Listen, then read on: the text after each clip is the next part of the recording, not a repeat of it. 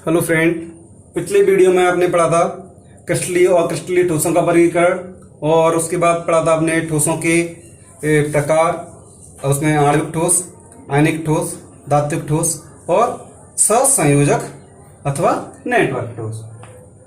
तो इसमें आप क्रिस्टल जालक के बारे में जानेंगे। तो क्रिस्टल जालक क्या होता है? यदि किसी क्रिस्टल में अवयवी कणों को त्रिमितीय व्यवस्था में अरेंज किया जाए, लगाया जाए, तो उसकी त्रिमितीय व्यवस्था को ही हम क्रिस्टल जालक कहते हैं। और एकक कोष्ठक क्या होती है? एकक कोष्ठक त्रिमितीय जालक की सबसे छोटी इकाई, उसको हम कहते हैं एकक कोष्ठक। देखते हैं, अगर हम एक घन लेते हैं और घन आपका इस तरीके का होता है,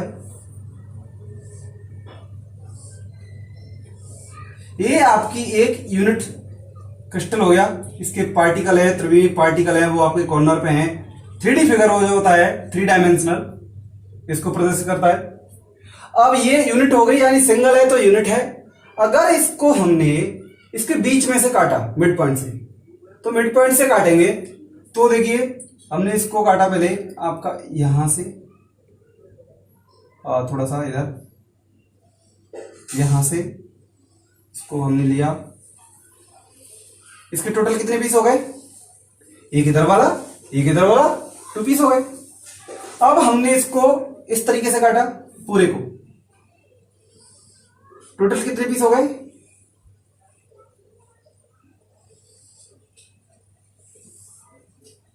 टोटल कितने पीस हो जाएंगे? 2 इधर हो गए थे और 4 हो गए। अब एक बार हम इसको ऐसे काट लें तो इसके टोटल पीस कितने हो जाएंगे?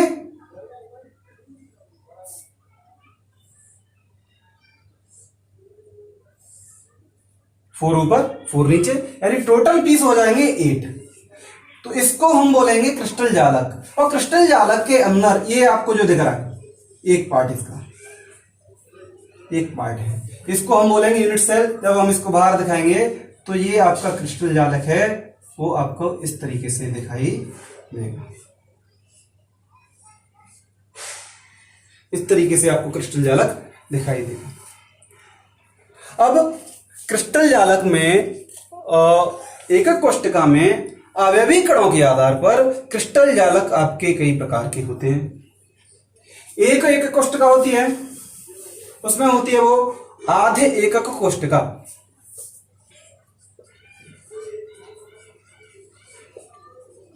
एकक कोष्ठका, आधे एकक कोष्ठका क्या होती है? जिसमें केवल अवयवी कण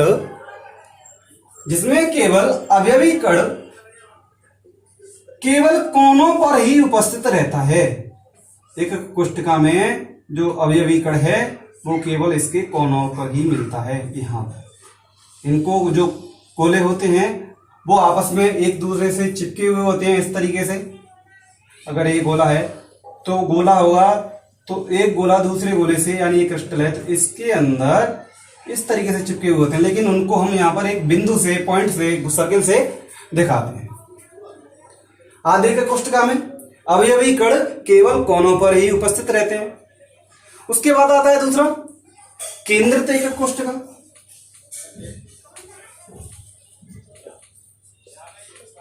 केंद्रित एकक कोष्ठका, केंद्रित एकक कोष्ठका में क्या होता है? अवयवी कण कोनों के अतिरिक्त उसके मध्य केंद्र में भी उपस्थित रहता है। यहां कॉर्नर पे तो है ही, लेकिन इसके अंदर भी एक पार्टिकल होगा। उसके बाद आता है आपका फलक केंद्रित। फलक केंद्रित का मतलब क्या है? कि अवयवी कण कोनों के अलावा उसके फलक पर हों।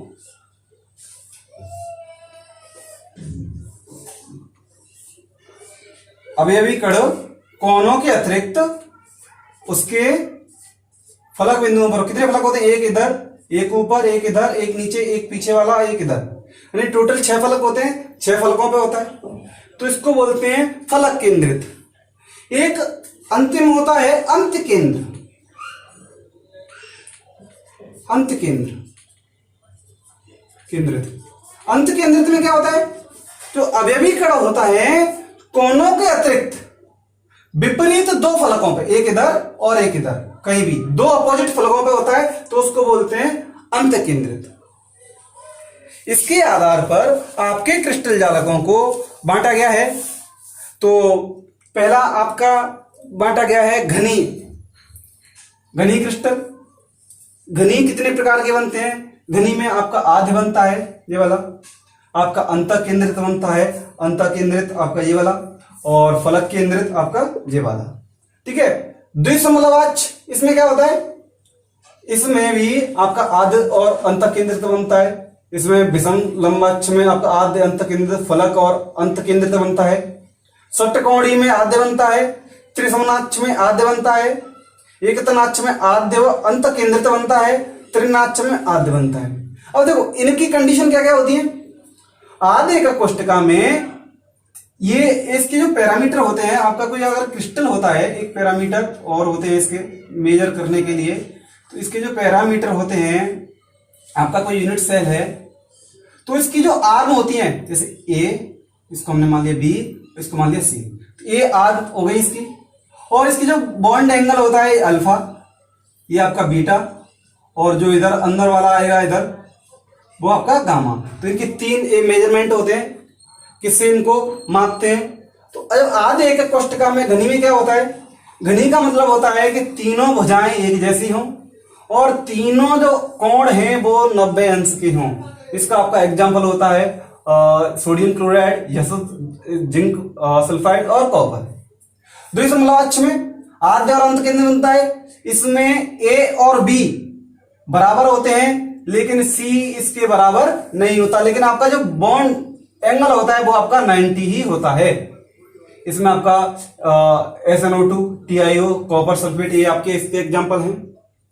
विषम लंबाक्ष में क्या है, इसमें तीनों भुजाओं की लंबाई अलग अलग होती है लेकिन जो बंद कोण है वो आपका 90 ही रहता है। इसमें KNO3 बेरियम सल्फेट है। षट्कोणी में ए और बी सेम होते हैं, सी सेम नहीं होता, इसमें कैडमियम सल्फाइड, जिंक क्लोराइड है ना। और जो बॉन्ड एंगल होते हैं वो आपके अल्फा और बीटा आपके 90 होते हैं, गामा आपका 120 होता है। त्रिसमनाक्ष में आधे के कोष्टका में तीनों भुजाएं बराबर होती हैं लेकिन बॉन्ड एंगल में तीनों 90 नहीं होते। इसमें कैल्शियम कार्बोनेट और आपका मर्क्यूरिक सल्फाइड है ना, इसको कैल्साइड बोलते हैं।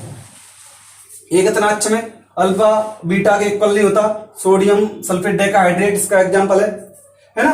और त्रिनाक्ष में इसमें कुछ भी बराबर नहीं होता, इसमें पोटेशियम डाइक्रोमेट और बोरेट, इसमें ये आपके बेस्ट एग्जांपल है। अब इसके बाद आता है आपका फलक केंद्रित की बात, इसमें अवयवी कणों की संख्या। तो अवयवी कणों में क्या होता है, ये आपको मिटाना पड़ेगा, आपको देखना पड़ेगा इधर अवयवी कण किसमें कितने होते हैं। इसमें अवयवी कण आप देखोगे तो अगर आप आद्य एकक कोष्टका लेते हो, अगर आद्य एकक कोष्टका का मतलब है कि आपके पास एक घन है और एक घन के जो कण है वो केवल कोनों पर ही उपस्थित हैं, केवल कोनों पर ही उपस्थित हैं। अब कोनों पर ही उपस्थित है तो एक अवयवी कण जो हमने अभी क्रिस्टल जालक बनाया था, तो एक अवयवी कण कितने के साथ में था, कितने के साथ में पार्टिसिपेट कर रहा था। तो इसके लिए मैंने आपको बताया था,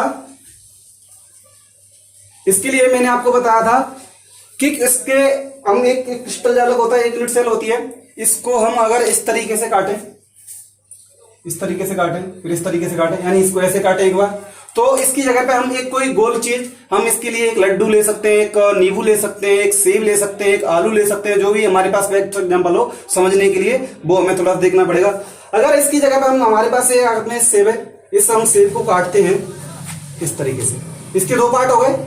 अब इन दो पार्टों को हमने लिया, अब एक बार हमने इसको ऐसे काट दिया, टोटल 4 पार्ट हो गए। अब इन 4 पार्टों को हमने एक बार आपका इस तरीके से काटा,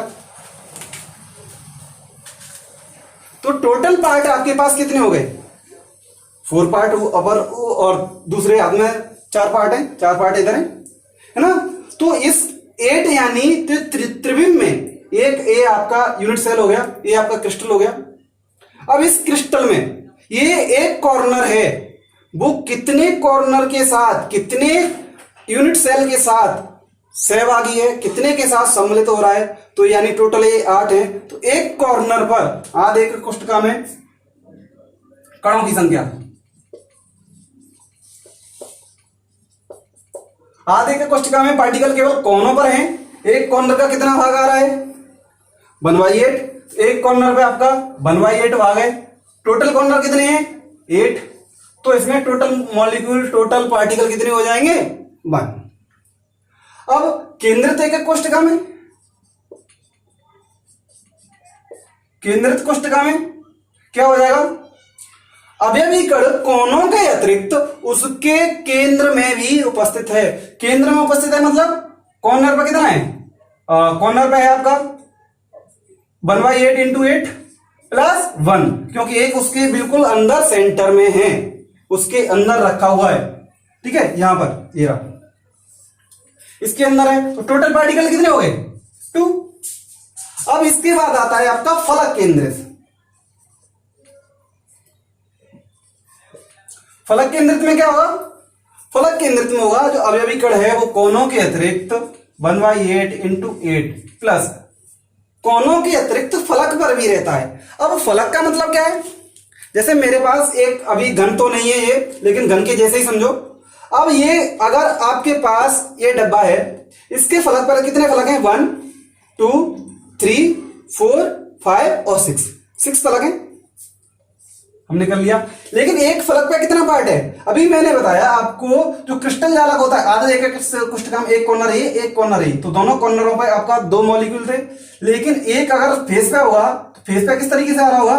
फलक केंद्रित में आपका जो अवयवी कण है, इधर बना देता हूं, फलक केंद्रित में जो आपका अवयवी कण है वो इस तरीके से होगा। इधर भी फलक पे होगा, उधर भी फलक पे होगा। जब दोनों फलक पे होंगे तो आधा मॉलिक्यूल इधर आएगा, आधा मॉलिक्यूल इधर आएगा। नहीं, ये देख, इसको तिरछा करके देखेंगे तो ये आपको कुछ इस तरीके से दिखाई देगा। आधा मॉलिक्यूल आपस में, दोनों मॉलिक्यूल टच हो रहे होंगे, वो आपको कुछ इस तरीके से दिखाई देगा फलक केंद्रित वाला। तो एक फलक पर आधा है इंटू 1/2, तो ये कितना हो जाएगा? 1, और ये कितना हो जाएगा? 3। तो टोटल कितना हो जाएगा? 4 मॉलिक्यूल इसके फलक पर उपस्थित रहते हैं। इसके बाद आता है अंतः केंद्रित। तो अंतः केंद्रित में क्या होता है? अंतः केंद्रित में जो अवयवी कण है के कोनों के अतिरिक्त केवल विपरीत 2 फलकों पे, एक इधर और एक इधर होता है। तो इसमें जो अवयवी कण होते हैं 1/8 × 8 + 1, क्योंकि आधा इधर फलक पे, एक फलक पे, आधा उधर, तो टोटल अवयवी कण होते हैं इसमें 2। ये होती है कणों की संख्या। अगले वीडियो को आप देखते रहिए, उसका इंतजार करिए, कल तक हो सकता है आपको वो वीडियो मिल जाए। और वो वीडियो आपका बहुत ही 3D फिगर के थ्रू है, 3 डायमेंशनल जो आपके निबिड़ संकुल हैं उनको समझने में वो आपकी बहुत ही ज्यादा हेल्प करेगा।